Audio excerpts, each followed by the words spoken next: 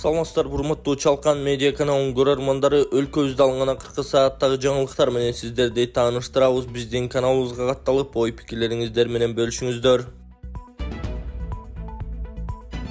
Сүйүнчү Акчол Махмудов Олимпиадада коло медаль утту. Акчол Махмудов Париждеги жайкы Олимпиаданын коло медалын утту. Кыргызстандык балбан 77 килограммга чейинки салмак ченинде коло медаль үчүн беттеште. Азербайжандык Санан Сулеймановду 6-5 эсебинде жеңип 3-орунду камсыз кылган. Махмудов чейрек финалда казакстандык Демоу Жадраевке жеңилген эле. Кийинчерээк Жадраев финалга чыгып Акчолго коло медаль үчүн таймашууга мүмкүнчүлүк жаралган. Кыргызстандык спортчу жубатуучу беттеште колумбиялык Алексис Муньозду 9-0 эсебинде утуп алган.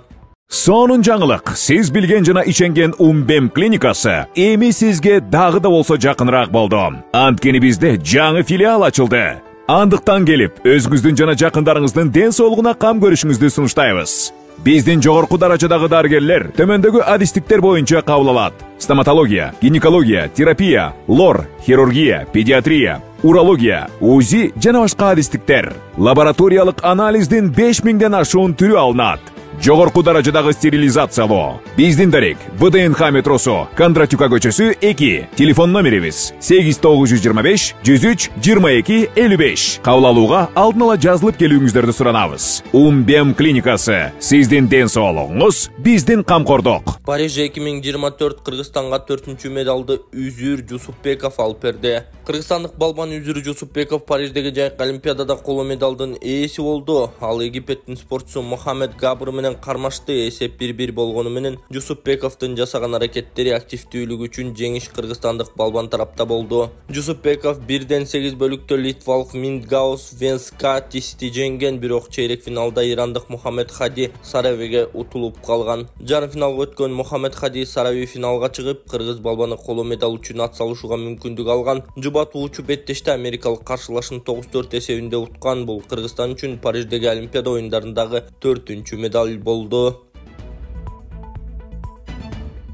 Ысык көл Каракол шаарынын экс-мэринин 1,37 гектар жери жана ун комбинаты мамлекетке өттү. Караколдун өнөр жай зонасындагы 1,37 гектар жери жана ун комбинаты мамлекеттин балансына кайтарылды. Эсиңиздерге салсак, аталган жайлар Каракол шаарынын мурунку мэри Ишенбек Өмүркановго тиешелүү болчу. Маалыматка ылайык, мамлекетке өткөн мүлктүн наркы $1 миллион түзөт. Каракол шаарынын экс-мэри 2012-2013 жылдары түзүмдүк бөлүмдөр менен биргеликте коммерциялык багыттагы жерлерди арзандатылган баада жеке менчикке өткөрүшкөн. Ошондой эле шаардын башкы планына каршы келген 10 гектардан ашык жер тилкени бөлүп берүү жөнүндө мыйзамсыз токтомдорду чыгарган деп айтылат маалыматта. Шектүү экс-мэр Ишенбек Өмүрканов келтирилген зыяндын ордуна өнөр жай зонасындагы 1,37 гектар жер тилкесин жана ун комбинатын өз ыктыяры менен өткөрүп берген. Бул тууралуу УКМКдан билдиришкен.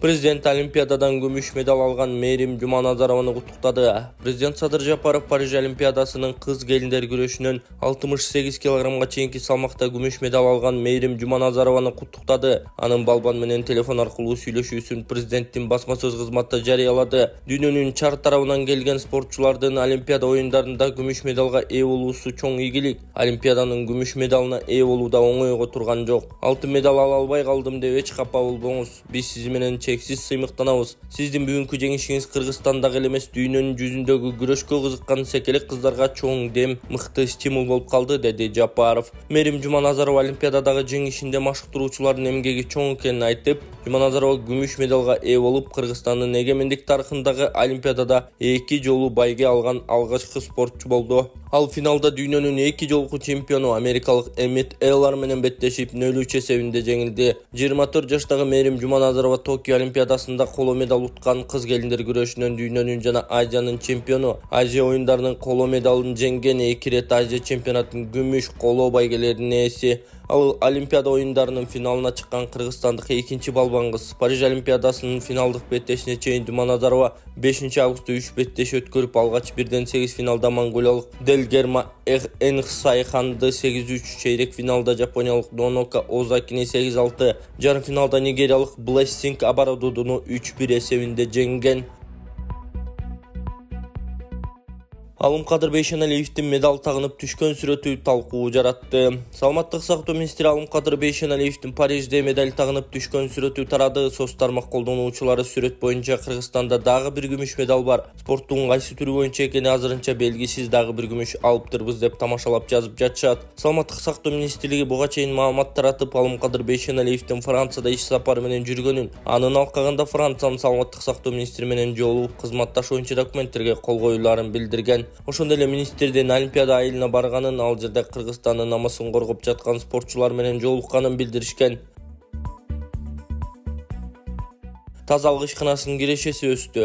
Былтыр тазалык ишканасынын жылдык кирешеси 20 миллион сомдон 60 миллионго чейин өстү. Бул тууралуу Бишкек шаарынын вице-мэри Рамис Алиев билдирди. Анын айтымында ишкана 126 даана тазалоочу техника сатып алды, алар Кытайдан алынып келинет. Жаңы техниканын келиши тазалык ишканасынын ишмердүүлүгүн кыйла жакшыртууга мүмкүндүк берет деп билдирди ал. Эске салсак, Рамис Алиев 2022 жылдын декабрынан 2024 жылдын май айына чейин тазалык ишканасынын директору болгон. Кичинекей, наристе жаш, 6 баласы жетим калбасын, ушул эне жашасын десеңиздер, аягына чейин көрүп, видеого лайк басып, колунда бар инсандар, Аллах үчүн ихсан кылып кетиңиздер. Ассаламу алейкум, урматтуу YouTube каналыбыздын көрүүчүлөрү. Мен Эл Үмүтү фондунун жетекчиси Болотбек Айдаркулов.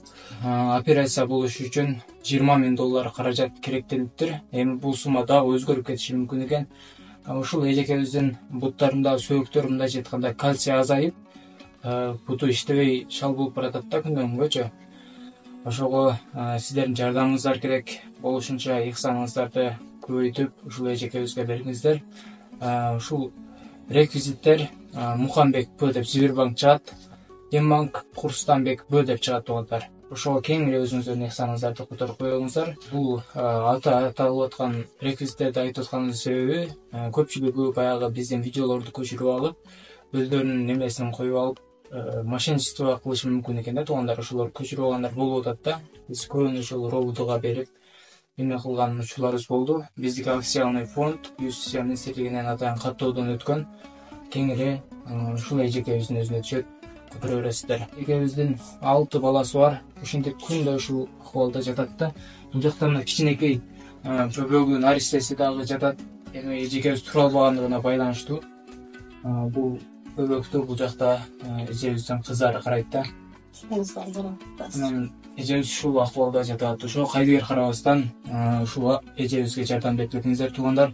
Мындай күндү, мындай оор дартты эч кимдин башына салбасын. Кудайым душманыбызга дагы ыра көрбөйбүз. Буюрса эжекебиздин дагы үмүтү чоң сиздерден. Ошол насип кылса, эжекебиз бутунда туруп кала турган болсо, Алла насип кылса, ушу сиздердин бир чоң бир соолукта калганыңыздарга мына акыретте дагы күбө болобуз туугандар. Садыр Жапаров Казакстанга иш сапары менен барат. Президент Садыр Жапаров Казакстандын президенти Касым-Жомарт Токаевдин чакыруусу боюнча 8-10 августта Астана шаарына Борбордук Азия мамлекеттик башчыларынын 6-чы консультативдик жолугушуусуна жана Борбордук Азия плюс Япония диалогунун мамлекет башчыларынын саммитине катышуу үчүн иш сапары менен барат. Бул тууралуу президенттин администрациясынын тышкы саясат бөлүмүнүн башчысы Муратбек Азым Бакиев билдирди. Иш-чарага Борбордук Азиянын башка мамлекеттердин башчыларынын катышуусу күтүлүүдө. Сапардын алкагында Садыр Жапаров Жапониянын премьер-министри Фумио Кисида менен сүйлөшүүлөрдү өткөрөт. Жолугушуунун жүрүшүндө эки тараптуу кызматташтыктын актуалдуу маселелери талкууланат. Астанада өтө турган Борбордук Азия мамлекет башчыларынын 6-чы консультативдик жолугушуусу жана Борбордук Азия плюс Жапония диалогунун мамлекеттик башчыларынын саммити көп тараптуу кызматташтыктын актуалдуу маселелерин, ошондой эле регионалдык өз ара аракеттенүүнүн келечек пландарын талкуулоого багытталат деп күтүлүүдө. Ошондой эле президент Садыр Жапаровдун саммит алкагында өткөрүлө турган Борбордук Азия плюс Жапония бизнес форумуна катышуусу пландаштырылууда деп белгиледи Муратбек Азым Бакиев.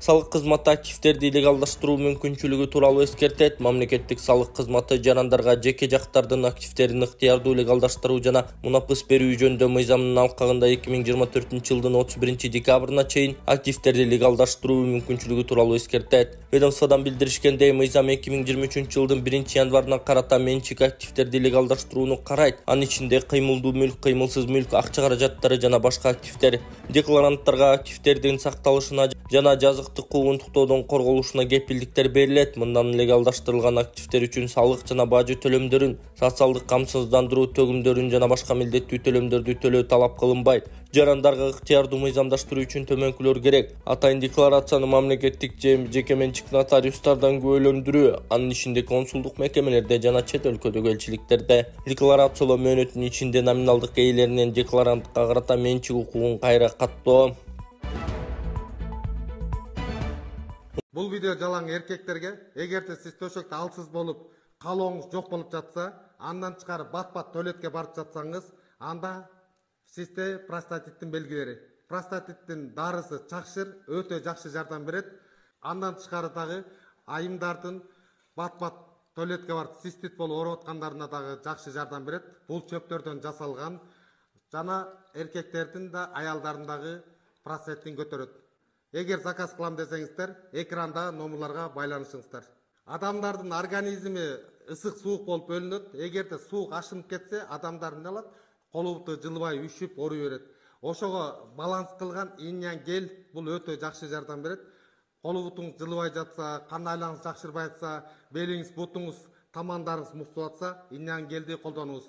Бул жаш өтүп калган адамдардын кан айланысы начар болгондуктан жаш өтүп калган аталарыбызга, апаларыбызга алып берсек, алардын кан айланысы жакшырат дагы, өзүн жакшы сезип, жылуу жүрүп калат. Заказ кылам десеңиздер, экрандагы номерларга байланышыңыздар. Мыркайларды төрө түйүндө каттаган долбоор иштей баштады. Кыргызстанда жаңы төрөлгөн балдарды каттай турган санариптик долбоор ишке ашты. Бул тууралуу санариптик өнүктүрүү министри Нурия Кутнаева кабар маалымат агенттигинде өткөн маалымат жыйынында билдирди. Анын айтымында жаңы төрөлгөн балдарды мамлекеттик каттоо маселесин чечкен санариптик долбоорду санариптик өнүктүрүү министрлиги, саламаттык сактоо министрлиги жана эмгек социалдык камсыздоо жана миграция министрлиги менен биргеликте ишке ашырды. Эми төрө түйүнөнүн мыркайдын төрөлгөндүгү тууралуу маалыматтар санариптик өнүктүрүү министрлигине караштуу калктык каттоо департаментине түшөт. Ал эми бала төрөлгөндөн кийин 60 күндүн ичинде баланын ата-энеси туулгандыгы тууралуу бөлүк алуу үчүн кайрылбаса, социалдык кызматкерлер үй бүлөгө барып жаңы төрөлгөн балага документ алуу керектигин эскертип турат. Буга чейин Кыргызстанда жаңы төрөлгөн балдардын 7-10% же 10 миңге жакыны жашоосунун биринчи жылында туулгандыгы тууралуу күбөлүк алышкан эмес. Мындай жагдайлар төрөт боюнча жөлөк пул, медициналык кызматтар, бала бакчага кирүү, мектепке баруу сыяктуу кепилделген мамлекеттик кызматтарды ала албай калуусуна алып келди. Өкмөттүк акселераторлор программасынын ишке ашыруунун алкагында 2024 жылдын май айында кыска мөөнөттүн ичинде бир нече мамлекеттик органдардын маалыматтык системаларын интеграциялоо жүргүзүлдү. Натыйжада бул бардык жаңы төрөлгөн балдарды каттоо процессин натыйжалоо көзөмөлдөөгө жана алардын толук документтештирилишин камсыздоого мүмкүндүк берди, деди Нурия Кутнаева. Калкты тейлөө борборлорунун бир катар функцияларын айыл өкмөттөргө берүү пландаштырылууда. Бул тууралуу санариптик өнүктүрүү министри Нурия Кутнаева кабар маалымат агенттигинде өткөн маалымат жыйынында билдирген. Анын айтымында мындай чаралар аркылуу документтерди кабыл алуу пункттары кеңейтилет. Калкты тейлөө борборлорунун функцияларын айыл өкмөттөргө берүүнү пландап жатабыз. Ал жакта жарандарга кызмат көрсөтүү үчүн операторлор иштешет. Маалыматтык коопсуздук эске алуу менен калкты тейлөө борборлорунун айрым кызматтарын банктар тарабынан аутсорсингге которуу боюнча долбоорду да ишке киргизебиз. Муну менен биз документтерди кабыл алуу пункттарын кеңейтебиз, деди ал. Мындан тышкары санариптик өнүктүрүү министри калкты тейлөө борборлорунун ишин жеңилдетүү үчүн жакында түндүк мобилдик тиркемесинде жарандарды жашаган жери боюнча онлайн каттоо жана паспорт алууга онлайн билдирме калтыруу санариптик сервиси ишке киргизилерин айтты. Бул демилге калкты тейлөө борборлорундагы узакка созулган кезектерди азайтып, мамлекеттик кызмат алуудагы жеңилдиктерди жаратат, деп кошумчалады Кутнаева.